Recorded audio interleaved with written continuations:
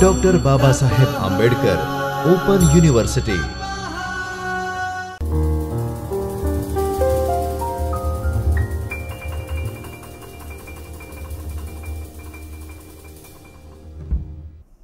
नमस्कार विद्यार्थी मित्रों, डॉक्टर बाबा साहब आंबेडकर ओपन यूनिवर्सिटी के चैतन्य स्टूडियो से मैं doctor Archana Pandey, assistant professor teacher education, आप सबका स्वागत करती हूँ। विद्यार्थी मित्रों, हम पेपर कोड ES112 जिसका नाम है गणितनु अध्यापन, उस पर चर्चा कर रहे हैं। अब तक हमने ब्लॉक 2 के यूनिट 6 पर चर्चा की थी। आज हम ब्लॉक 2 और पेपर कोड ES112 यूनिट 7 पर चर्चा करेंगे, जिसका नाम है गणित शिक्षण हेतुओं अने वर्तन परिवर्तन। यानी आज का जो हमारा ये यूनिट है, इसमें हम गणित शिक्षण से संबंधित जो उसके सामान्य उद्देश्य हैं, उससे संबंधित विशिष्ट उद्देश्य, शैक्षिक उद्देश्य, इन सारे जो टर्म्स हैं उस पर आज हम चर्चा करेंगे। तो विद्यार्थी मित्रों, आज का ये जो हमारा यूनिट 7 है वो हम प्रारंभ करते हैं। तो जैसे कि रूपरेखा में आप यहाँ देख पा रहे हैं कि गणित शिक्षण के जो उद्देश्य हैं, जैसे कि हमने जब ब्लॉक 1 पे चर्चा की थी, तो हमने गणित शिक्षण के कुछ एक ऐसे मौलिक उद्देश्य थे जिस पर हमने चर्चा की थी, जहाँ पर हमने उसके जो एम्स हैं उस पर चर्चा की थी, जहाँ पर अनुशासनात्मक जो उद्देश्य थे उस पर हमने चर्चा की थी, सांस्कृतिक जो उद्देश्य थे और जो हमारे नैतिक उद्देश्य रहे हैं, नैतिक जो हम कार्य कर सकते हैं गणित शिक्षण के माध्यम से, किस प्रकार से उनको डेवलप किया जाता है, उस पर हमने चर्चा कर रखी है। तो आज का जो हमारा यूनिट है वह मूल्यतः गणित विषय के जो यूनिट्स हैं, जो चैप्टर्स हैं, जहाँ पर हम गणित से संबंधित पाठों का अध्ययन करते हैं, उन पाठ को पढ़ करके हमें किस प्रकार के उद्देश्यों की पूर्ति होती है और वे उद्देश्य एक सीमित उद्देश्य के तौर पर और एक व्यापक उद्देश्य के तौर पर किस प्रकार से हमारे जो शैक्षिक जो एक हम बात करते हैं लक्ष्य है, उन तक किस प्रकार से पहुंचने में सहायता करते हैं। और फिर उसके बाद हम उसके माध्यम से कुछ प्रश्नों की भी चर्चा करेंगे और फिर हम देख सकेंगे कि किस प्रकार से जो हमारे इस पाठ को पढ़कर जो उपलब्धि है वह किस प्रकार से है। तो सबसे पहले हम यह देख लेते हैं कि एक भूमिका के तौर पर यदि हम देखें तो जब हम शैक्षिक उद्देश्य की बात करते हैं तो विभिन्न जो विषय होते हैं उनके विभिन्न प्रकार के शैक्षिक उद्देश्य होते हैं और हर एक विषय का ये भी एक उद्देश्य होता है कि वे उन शैक्षिक उद्देश्यों की पूर्ति करें, चाहे उसके पाठ्यक्रम के माध्यम से और जो क्लासरूम में जो एक्टिविटीज़ होती हैं उसके माध्यम से उन शैक्षिक उद्देश्यों की पूर्ति करें। जैसे यदि अगर हम स्पेसिफिकली बात करें मैथमेटिक्स एज अ सब्जेक्ट, तो अगर हम नंबर सिस्टम या हम रैशनल नंबर पढ़ाने की बात करते हैं, तो जो हमारा एक उद्देश्य ये हो सकता है कि जो छात्र होंगे वो संख्याओं को समझ सकेंगे, संख्याओं का प्रयोग कर सकेंगे और संख्याओं के माध्यम से अपने हाव भाव को भी व्यक्त कर सकेंगे। तो ये एक हमारा एक उद्देश्य हो गया जब हम गणित विषय की बात करते हैं। तो जैसे कि यहाँ देख सकते हैं कि शैक्षिक अनुभव की जो होते हैं वे हमारे शैक्षिक उद्देश्य के आधार पर होने चाहिए और शैक्षिक अनुभव भी विविधता से परिपूर्ण होते हैं, उनमें भी काफ़ी सारी डाइवर्सिटीज़ हम देख सकते हैं। तो ये शैक्षिक उद्देश्य और जो हमारे प्रारूप है, शैक्षिक प्रारूप है या जो सामग्री के प्रारूप है, उस पर ये निर्भर करता है। छात्रों से अपेक्षा की जाती है कि वे इस अनुभव से गुजरें और अपना जो ज्ञान है, जो वे उससे अर्जित कर रहे हैं ज्ञान, उसको वे सीखते जाएं और अपने जो जीवन के अनुभव है उसमें उनको इम्प्लीमेंट कर सकें। तो ये एक मोटे मोटे तौर पर हम ये बात को कह सकते हैं। अब हम देखते हैं कि शैक्षिक अनुभव के किस प्रकार के परिणाम होते हैं, और अगर हम क्लासरूम की बात करें तो किस प्रकार से हम उसे देख सकते हैं। तो यहाँ पर जैसे है कि शैक्षिक अनुभवों के परिणाम स्वरूप छात्र के व्यवहार में परिवर्तन का आकलन मूल्यांकन के माध्यम से किया जाता है, और मूल्यांकन शैक्षिक उद्देश्यों को ध्यान में रखकर बनाए जाते हैं। अब यहाँ पर देखने वाली बात यह है कि जब हम उद्देश्य पूर्ति की बात करते हैं या एक शैक्षिक उद्देश्य के अच्छे ढंग से पूर्ति की बात करते हैं, तो यहाँ पर 3 विशेष चीज़ों का ध्यान दिया जाता है, जिसमें हम बात करते हैं सीखने का उद्देश्य, और उसके बाद सीखने के अनुभव और उसकी मूल्यांकन प्रक्रिया। यानी कोई भी शैक्षिक अगर हम उद्देश्य की बात करते हैं तब वह पूरी तरह से कंप्लीट तभी माना जा सकता है जब उसके जो उद्देश्य हैं उसकी पूर्ति सही ढंग से हुई हो, और उसके जो लर्निंग एक्सपीरियंस हैं स्टूडेंट्स के वो एक बेहतर ढंग से हुए हो, और उनका जो इवैल्यूएशन हो रहा है वो एक सही ढंग से हो रहा हो। तो अगर ये तीनों कड़ियाँ अगर सही ढंग से अपनाई जाती हैं तब जो हमारे शैक्षिक उद्देश्य हैं उनकी पूर्ति सही ढंग से हो सकती है। तो जैसे यहाँ लिखा भी है कि सीखने के उद्देश्य, सीखने के अनुभव और मूल्यांकन ये सब एक दूसरे पर ही निर्भर करते हैं, जिसे आकलन त्रिकोण द्वारा लिखा जा सकता है। जैसे यहाँ पर जो 3 त्रिकोण टाइप आपको एरोज दिख रहे हैं, तो उसमें सीखने का उद्देश्य, सीखने के अनुभव और उनका मूल्यांकन प्रक्रिया किस प्रकार से हुआ है, उसके आधार पर ही हम एक कह सकते हैं कि प्रभावी शिक्षा हो रही है या जो शैक्षिक उद्देश्य हैं उनकी पूर्ति हो रही है। तो अब हम देख लेते हैं कि हमने अभी 3 त्रिकोण की बात की, जो हमने आकलन प्रारूप की अभी बात की, उसमें हमने बात की उद्देश्य और जो लर्निंग एक्सपीरियंस है और जो मूल्यांकन की प्रक्रिया है। तो अब हम देखते हैं कि जब हम शैक्षिक उद्देश्य की बात करते हैं, विभिन्न प्रकार के शैक्षिक उद्देश्य की, तो उसमें किन किन प्रकार के जो एक प्रारूप होते हैं इवैल्यूएशन के या मूल्यांकन के, वो किस आधार पर होते हैं, उसके किस प्रकार के घटक बन सकते हैं। तो ये भी एक महत्वपूर्ण हिस्सा आ जाता है। तो इसमें मूल्यांकन के क्या क्या विशिष्ट कार्य होते हैं वो देख लेते हैं। तो सबसे पहला मूल्यांकन का क्या कार्य होता है कि उपलब्धि को मापना। यानी अगर हम किसी विषय की बात कर रहे हैं, जैसे कि अभी हम अगर बात करते हैं कि हम प्रायिकता की बात कर रहे हैं, या फिर हम प्रकार्यता जिसको प्रोबेबिलिटी कहते हैं गणित विषय में, तो अगर हम उस पाठ का इवैल्यूएशन कर रहे हैं, उस यूनिट का इवैल्यूएशन कर रहे हैं, तो उसमें सबसे पहला क्या होगा कि उपलब्धि का मापन करना, यानी हम स्टूडेंट्स के अचीवमेंट को यहाँ पर देखेंगे।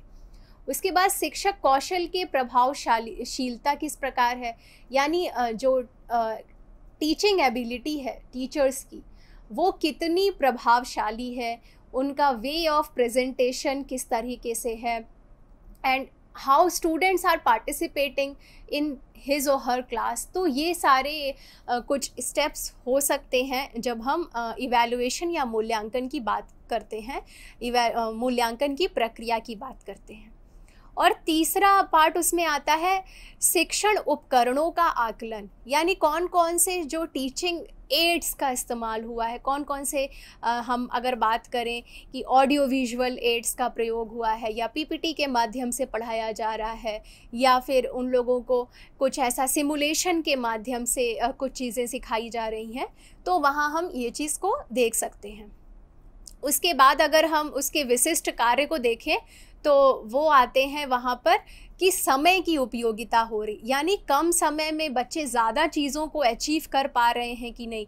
जो एक क्लास टीचर ने जो सेट कर रखा है कि आज के स्पेसिफिक यूनिट में वो इतना सेक्शन को कंप्लीट कर पाएंगे, और विथ स्टूडेंट्स रिस्पॉन्स, यानी सिर्फ टीचर के पॉइंट ऑफ व्यू से यूनिट को ख़त्म नहीं करना है, स्टूडेंट्स का उसमें उतना ही रिस्पॉन्स आना चाहिए, उतना पॉजिटिवली उनको एक्टिव होना चाहिए।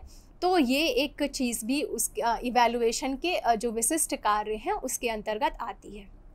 उसके बाद आती है प्रक्रिया में संशोधन, यानी अगर उसके बाद कुछ फीडबैक मिला है तो फीडबैक से कुछ लेसन लेकर के फिर जो हमारे प्रोसेस हैं, टीचिंग मेथड्स हैं, टीचिंग के जो लेसन प्लानिंग है, उनको किस प्रकार से फिर से हम मॉडिफाई कर सकें, जिससे जो हमारे एक हमने जो एजुकेशनल ऑब्जेक्टिव जो डिसाइड किया है या स्पेसिफिक ऑब्जेक्टिव कुछ हमने जो डिसाइड किए हैं, हम उनको अचीव कर सकें। तो ये रहे अभी तक हमने ये देखा कि जो 3 बिंदु हैं प्रमुख, जिसमें हमने देखा कि किस प्रकार से उद्देश्य कि किस प्रकार से हम उनको उद्देश्य का निर्धारण करते हैं, फिर किस प्रकार के उसमें जो लर्निंग एक्सपीरियंस है और किस प्रकार से उसका मूल्यांकन करना है। इसके पश्चात अभी हमने देखा कि मूल्यांकन के भी कौन कौन से किस प्रकार के विशिष्ट कार्य होते हैं। तो ये हमने एक इंट्रोडक्शन के तौर पर ये हिस्सा हमने देख लिया। अब हम इस आधार पर कह सकते हैं कि यदि हम किसी विषय विशेष की बात करें तो उसके कुछ एजुकेशनल एम्स होते हैं, जिनको शैक्षिक उद्देश्य होते हैं, और उसके बाद उनकी पूर्ति के लिए उनका किस प्रकार से मूल्यांकन के माध्यम से हम अपने जो हमारा सेट टारगेट है उनको किस प्रकार से हम अचीव कर सकते हैं। अब हम देखते हैं उद्देश्य, यानी ये जो यूनिट 7 है जिसमें हम वर्तन क्षेत्रों की बात कर रहे हैं। शैक्षिक गणित शिक्षण में अगर हम वर्तन क्षेत्रों की बात कर रहे हैं तो इस यूनिट को पढ़कर हम क्या क्या सीख सकेंगे। तो इसमें सबसे पहले है कि गणित शिक्षा के सामान्य उद्देश्य को हम समझ सकेंगे, गणित शिक्षा के विशिष्ट उद्देश्य को हम समझ सकेंगे, और मूल्यांकन के जो उद्देश्य हैं उन्हें समझ सकेंगे। फिर कौन कौन से एक्शन वर्ब्स होते हैं जब हम विशिष्ट उद्देश्य की बात करते हैं, कौन कौन से एक्शन वर्ब्स होते हैं। बेंजामिन जी के द्वारा जो हमें एक्शन वर्ब्स दिए गए एट ईच लेवल, जहाँ पर नॉलेज लेवल है, कॉम्प्रिहेंशन लेवल है, अंडरस्टैंडिंग लेवल है, तो उनमें मैथमेटिक्स पर स्पेसिफिकली फोकस करते हुए कौन कौन से एक्शन वर्ब्स बनाए गए हैं वो भी हम इस सेक्शन में देखेंगे। उसके बाद है गणित शिक्षा के उद्देश्य को समझाने में सक्षम हो सकेंगे, गणित शिक्षा में अपेक्षित व्यवहार परिवर्तनों को बताने में सक्षम हो सकेंगे, गणित शिक्षा के सामान्य उद्देश्य की लिख सकेंगे, क्योंकि जब हम एक्शन वर्ब्स की बात कर रहे हैं तो यहाँ पर समझने के साथ साथ हम इसे लिख भी सकते हैं। तो ये सारे जो हमारे उद्देश्य हैं उनकी पूर्ति इस यूनिट के माध्यम से होगी। तो अब हमने जैसे अभी एक बार हमने चर्चा की गणित शिक्षा के उद्देश्य, तो जैसे विभिन्न विषय होते हैं तो विभिन्न विषय के विभिन्न प्रकार के उद्देश्य भी होते हैं।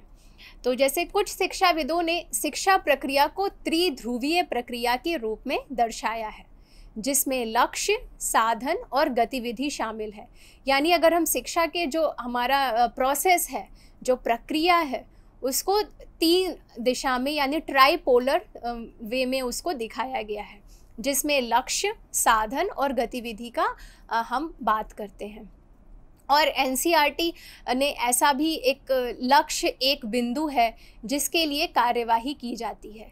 यानी एनसीईआरटी में हम देखते हैं कि अगर हम किसी विषय के लक्ष्य की बात करते हैं तो उसमें एक प्रकार का एक सेंटर्डनेस है जो अचीव करने की कोशिश की जाती है। उद्देश्य वह व्यवस्थित परिवर्तन है जिसे कार्यवाही द्वारा प्राप्त किया जा सकता है। तो अगर हम किसी गणित विषय के उद्देश्य की बात करते हैं तो वो क्लासरूम में जो टीचर के माध्यम से लेसन्स दिए जाते हैं, जो एक्टिविटीज़ परफॉर्म की जाती है, B it through use of black board, और क्लासरूम के जो सिमुलेशन एक्टिविटीज़ होती हैं और भी कई तरीके की जो एक्टिविटीज़ होती हैं, उनके माध्यम से जो लक्ष्य निर्धारित किया जाता है उसको अचीव किया जाता है। शिक्षा के उद्देश्य के महत्व एवं आवश्यकता को निम्नलिखित बिंदुओं के आधार पर लिखा जाता है, जिसमें सीखने की प्रक्रिया उद्देश्यों के बिना संभव नहीं है, क्योंकि यदि हमने कोई उद्देश्य का ही निर्धारण नहीं किया तो हम अपना जो टीचिंग है उसको किस डायरेक्शन में ले जाएंगे, वह एक दिशाहीन रूप से दिखेगी। उद्देश्य में क्या पढ़ाना है, किस तरीके से पढ़ाना है। यदि जैसे अभी हमने प्रायिकता की बात की, तो यदि किसी शिक्षक को प्रायिकता को समझाना है तो वह किन किन अगर हम बात करें मेथड्स का इस्तेमाल करेगा, क्लासरूम में कौन कौन से ऐसे मटेरियल हैं, कौन कौन से ऐसे विजुअल एड्स हैं जिनके माध्यम से वो प्रोबेबिलिटी को बेहतर ढंग से समझा सकता है, सुचारू रूप से उनको छात्रों तक पहुंचा सकता है। क्यों पढ़ाएं? अब अगर छात्रों को इस चीज़ का बारे में जानकारी होती है कि अगर उद्देश्य इस प्रकार से उसको व्यवस्थित ढंग से लिखा जाता है, तो इसके माध्यम से छात्रों को ये भी पता चलता है कि इस पाठ को पढ़ के वे किन उद्देश्यों की पूर्ति करेंगे और वे उद्देश्य क्यों आवश्यक हैं। ये सारे जो कुछ पॉइंट्स हैं वो भी मैटर करते हैं। उन सभी सवालों का जवाब तभी मिलता है जब हमारे जैसे गणित विषय की हम बात करते हैं तो उसके अगर उद्देश्य का निर्धारण सुचारू रूप से किया जाता है। तीसरा क्या है? पाठ्यक्रम, कार्यप्रणाली और परीक्षा के प्रकार आदि उद्देश्यों के आधार पर ही निर्धारित होते हैं। यानी जैसे अगर हमें करिकुलम की हम बात करते हैं, कार्यप्रणाली किस तरीके का प्रोसेस है, प्रोसेस ऑफ वर्क है, वो सारी चीज़ें हमें अगर उद्देश्य का निर्धारण सही रूप से किया हुआ है तभी हमें मिल सकती हैं। चौथे जो इसके जो हम लाभ देख पाते हैं वह यह है कि शिक्षक और विद्यार्थी दोनों के लिए उद्देश्य एक प्रेरणा का कार्य करता है, क्योंकि शिक्षक को पता है कि अगर उसने उद्देश्य का निर्धारण किया है तो उसकी पूर्ति करना भी आसान हो जाता है और उसे एक दिशा मिल जाती है। और यदि उद्देश्य का निर्धारण है तो छात्रों को भी point by point, level by level बढ़ने में सहायता मिलती है। Step by step they can achieve the target. और फिर हम देखते हैं वांछित परिणाम प्राप्त करने के लिए लक्ष्य अनिवार्य है। यानी अगर हम किसी सेक्शन तक पहुंचना चाहते हैं, कोई हमारा टारगेट है, तो अगर हम छोटे टारगेट को अचीव कर ले रहे हैं तब हम एक बड़ा टारगेट भी अचीव कर सकते हैं। और उस ड्यूरेशन में हमें एक मोटिवेशन का कार्य अगर करता है तो ये हमारे ऑब्जेक्टिव्स एक मोटिवेशन का काम करते हैं। व्यक्ति एवं समाज के का विकास उद्देश्य के आधार पर बनाए गए पाठ्यक्रम पर निर्भर करता है। और फिर उद्देश्य से समय, ऊर्जा और धन की बचत होती है। यानी गणित शिक्षा के जो उद्देश्य हैं उनसे ये जो विभिन्न प्रकार के जो हम बात करते हैं कि क्या क्या उसके फ़ायदे हैं, वो इस आधार पर हम देख सकते हैं। और अभी हमने चर्चा की कि शैक्षिक उद्देश्य के बारे में अभी हमने चर्चा की। तो जब हम किसी शैक्षिक उद्देश्य को निर्धारित करते हैं और फिर हम कुछ लर्निंग एक्सपीरियंस की भी बात करते हैं, उन उद्देश्यों की पूर्ति के लिए किसी प्रकार के जो लर्निंग एक्सपीरियंस होते हैं वो उनकी जब हम बात करते हैं तो वहाँ पर बात आती है अपेक्षित व्यवहार परिवर्तन। यानी अगर कोई छात्र है वो इस ड्यूरेशन तक आ रहा है तब फिर उसके कुछ बिहेवियरल चेंज आएंगे, उसके कुछ जैसे संख्या की अगर हम बात करें तो अगर जो हमारे ऑब्जेक्टिव्स है कि जो छात्र हैं वो संख्याओं को समझ सकेंगे, संख्याओं के माध्यम से अपनी बात रख सकेंगे, तो फिर जो स्टूडेंट है उसके बिहेवियर में ये जो लर्निंग उसने ली है वो उसके बिहेवियर में दिखेगी। तो यानी ये जो अपेक्षित व्यवहार परिवर्तन है वह देखने को मिलता है। और आई.के. डेविस के अनुसार ये जो टर्मिनल व्यवहार उत्पादन का साधन है, यानी जो एंट्री बिहेवियर और टर्मिनल बिहेवियर, यानी जो अगर कक्षा के प्रारंभ से पहले जो छात्रों का व्यवहार है उसको एंट्री बिहेवियर के नाम से जाना जाता है, और जब पाठ को सीखने के बाद जो उनके व्यवहार में परिवर्तन आता है उसको टर्मिनल बिहेवियर के माध्यम से जाना जाता है। तो आई.के. डेविस के अनुसार टर्मिनल व्यवहार उत्पादन का साधन है, अतः उद्देश्य अपेक्षित परिवर्तन का वर्णन है। परिवर्तन को विशिष्टता के रूप में भी जाना जाता है। तो अभी हमने देखा शैक्षिक उद्देश्यों के बारे में हमने चर्चा किया, और फिर हमने ये देखा कि किस प्रकार के जो शैक्षिक उद्देश्य हम गणित विषय में अगर शैक्षिक उद्देश्य का निर्धारण करते हैं तो किस प्रकार से हमारे क्या क्या उसके बेनिफिट्स होते हैं, क्या क्या हम उनके माध्यम से सीख सकते हैं, किस प्रकार का अपेक्षित व्यवहार परिवर्तन हमें देखने को मिलता है, हमने उस पर अभी चर्चा की। अब हम इसके आगे का जो पार्ट है वो हम अपने आगे की कक्षा में देखेंगे, जिसमें हम सामान्य व्यवहार, अगर हम बात करते हैं सामान्य उद्देश्य की और विशिष्ट उद्देश्य की, वो हम उसके माध्यम से देखेंगे। तो विद्यार्थी मित्रों, आज का ये जो व्याख्यान है वो हम यहीं समाप्त करते हैं। धन्यवाद। स्वाध्यायः परमं